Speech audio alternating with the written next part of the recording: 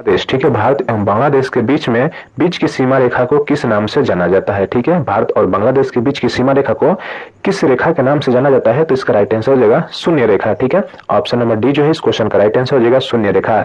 अगर यह शून्य रेखा नहीं दे तो हम इसको जो है रेडक्लिफ रेखा के भी नाम से हम इसको कह सकते हैं। अगर रेडक्लिफ लिखा दिया हो तो हम इसको यह भी कह सकते हैं कि यहाँ पे भारत और बांग्लादेश के बीच में रेडक्लिफ रेखा का भी निर्धारण किया गया है, क्योंकि भारत और पाकिस्तान के बीच में रेडक्लिफ रेखा का निर्धारण किया गया था, जो कि बांग्लादेश जो है पूर्वी पाकिस्तान के नाम से ही जाना जाता था पहले, लेकिन अभी वर्तमान में यह बांग्लादेश है, इसलिए यहाँ पर रेडक्लिफ रेखा भी हो सकता है और शून्य रेखा भी हो सकता है जी, ठीक है।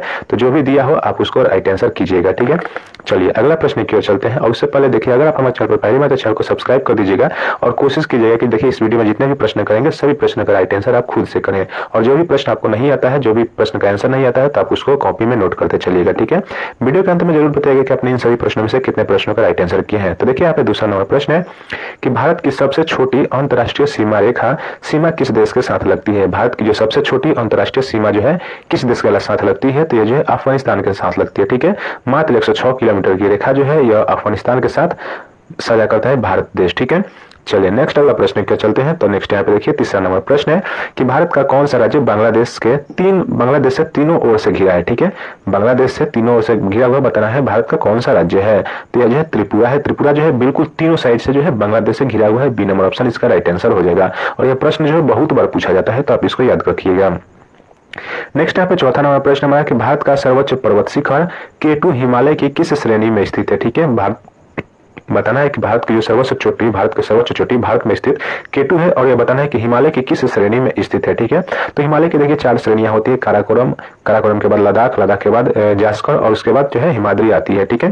तो यहाँ पे चारों श्रेणी में से बताना है कि सबसे किस श्रेणी में जो है K2 है, ठीक है। तो यह जो है काराकोरम का भाग है। ए नंबर ऑप्शन इसका राइट आंसर हो जाएगा, K2 जो है काराकोरम का भाग है।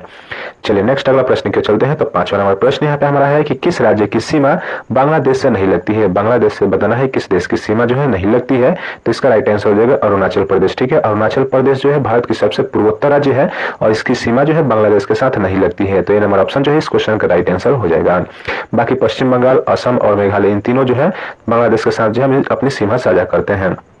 नेक्स्ट यहाँ पे देखिए 6 नंबर प्रश्न है कि जीवाश्म ग्रह के नाम से किसे जाना जाता है। जीवाश्म ग्रह के नाम से बताना है किसको जाना जाता है, तो चंद्रमा को जाना जाता है, ठीक है। डी नंबर ऑप्शन इसका राइट आंसर हो जाएगा, चंद्रमा को जो है जीवाश्म ग्रह के नाम से भी जाना जाता है।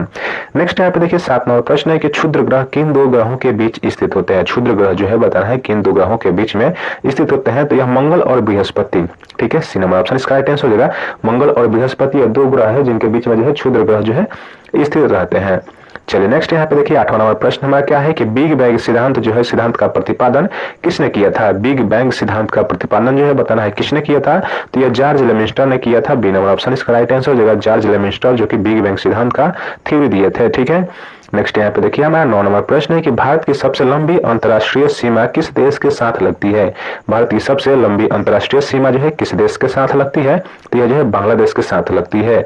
डी नंबर ऑप्शन इसका राइट आंसर हो जाएगा बांग्लादेश, ठीक है। चलिए अगला प्रश्न के चलते हैं। तो यहाँ पे देखिए 10 नंबर प्रश्न है कि भारत के कुल कितने राज्य पड़ोसी देशों की सीमा से लगती है, ठीक है। बताना है भारत के कुल कितने राज्य जो है पड़ोसी देशों की सीमा से लगती है, तो टोटल 16 राज्य है। सी नंबर ऑप्शन इसका राइट आंसर हो जाएगा, 16 राज्य जो है भारत